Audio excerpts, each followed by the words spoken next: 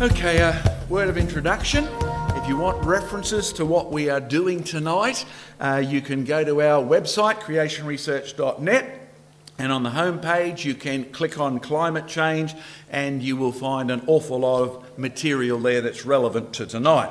A bit by way of background, last year we produced that DVD, which I have to be honest has outsold everything we've ever done before. And we've also received thousands of people asking more questions. So our program this evening is going to deal with that topic.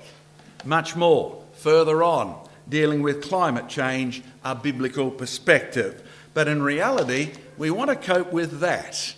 Where does God fit in to the weather? You see, tonight we're going to try and give you a Christian perspective totally.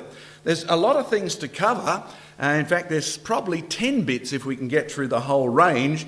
And I make no apologies. We are trying to give you a weather watch wearing God's glasses. What do I mean by that? Well, the other day my little grandson came over to visit us. And he's only about 4 or 5, and we're wandering around in the rain because little boys love to do that sort of thing and puddling in all the puddles. And he said, "Grandpa, where does the rain come from?" And I said, "Well, God sends it. You see, I'm trying to be consistently Christian." And he said, "Wow, he must have a big bucket." Okay, it's interesting. When you look in your Bible, there's a warning, there's a commendation about letting the mind of Jesus Christ be in you. If you're a Christian tonight, again, I want to encourage you to try and see all the data in the way that God sees it. Of course, if you're not a Christian tonight, I'm encouraging you to do exactly that as well. There's our first part.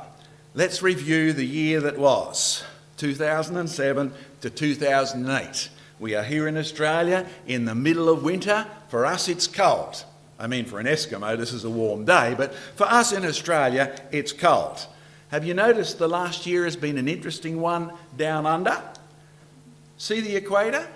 See where Australia is? Remember a year ago, the barramundi, the big fish, froze at Mount Isa? Never before been observed. And you paid more for your potatoes because they froze on the Atherton tableland. Never happened in the history of European occupation. And you may remember we've had sort of about 7 years of droughts. And as of February this year, the drought broke. I know that that's what the weather was like because, you see, that's my place in February. And I took this picture the day before we laid down new carpet. Now, there's only one thing worse than a flood the day before you lay new carpet, and that's a flood the day after you lay new carpet. But do you see this greying hair up the top here? It qualifies me to remember when my place was like that 20 years ago. And 20 years before that, I was stuck in the outback of Australia as much of Queensland was flooded. Of course, I'm old enough to remember my mother and my father telling me about this man. Of course, he's been dead for over 50 years. But he's the man who hit the headlines even on Channel 7 as pro-climate change and global warming as they are. They reminded us that he forecasted long ago that by the end of the 1900s into the early 2000s we'd have a 7-year drought, and the drought would break in February 2008. Now that's what I call an interesting long-range forecast. How did he do it? He said he measured the variation in sunspots. Now, I never knew this bloke, but I was at a meeting last week and an old man came up to me and said, "Yes, I used to measure the sunspots for Inigo Jones." That's how he did it. Well, it's been an interesting year up over. By the way, up over is America and England and all those other places like China, which has had the coldest winter in 50 years, and Tajikistan, where the rivers have frozen. We know this because, you see, my church supports the missionaries over there, and they had real problems with the electricity supply because of the frozen water. And there's nothing better than personal correspondence because, you see, you didn't read this in the secular press. Missionary in Greenland, in the 17 years we've been here, we've never experienced such a cold winter. The sea is frozen over. Now, that's not the impression you got on the news. Oh, but this is my favourite. Back in February 2008, If global warming gets any worse, we'll all freeze to death. That's in the Northern Hemisphere. By the way, global warming as a term is out, climate change as a term is in. And you can begin to appreciate why.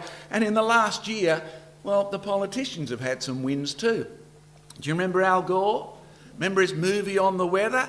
He scored his Nobel Peace Prize. His movie featured the ever-endangered polar bear who's dying out because it's your fault. Well, actually, it's the fault of your motor car and your factory and your cows and you name it. Did you catch this report?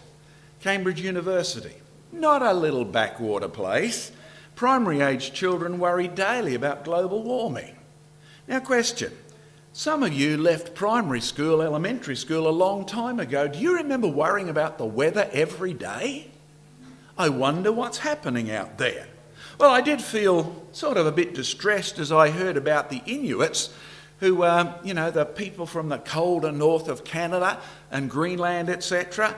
They wanted the British government to stop extensions at Heathrow because all that extra jet fuel was ruining the atmosphere, melting the ice, and they couldn't catch seals anymore. Yeah, I can sympathise with that. Prince Charles, the doomsday clock is ticking ever closer to midnight. And of course, in the last week or two, the price. According to the UK Guardian, in July this year, 260 million have been driven into hunger because the world wants ethanol in its fuel and you grow corn to make ethanol and the poor people can't afford to buy it anymore.